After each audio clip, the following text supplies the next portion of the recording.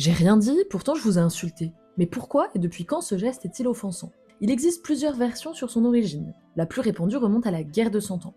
Comme il y avait beaucoup d'archers dans l'armée anglaise, on raconte que quand un Français capturait un Anglais, il lui coupait l'un ou les deux doigts qui servent à tirer à l'arc. Sans eux, impossible de décocher une flèche. Du coup, pour narguer l'ennemi, les Anglais montrent qu'ils ont encore leurs doigts. En France, seul le majeur est montré. Mais dans les pays anglophones, on lève l'index et le majeur paume retournée, pour ne pas confondre avec le V de la victoire, popularisé par Winston Churchill.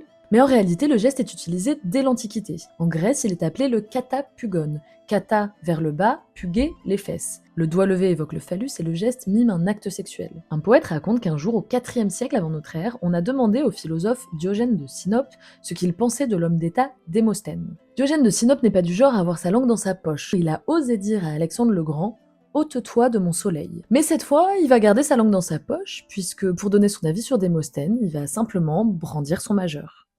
Et ce que je viens de vous raconter, c'est pas des histoires.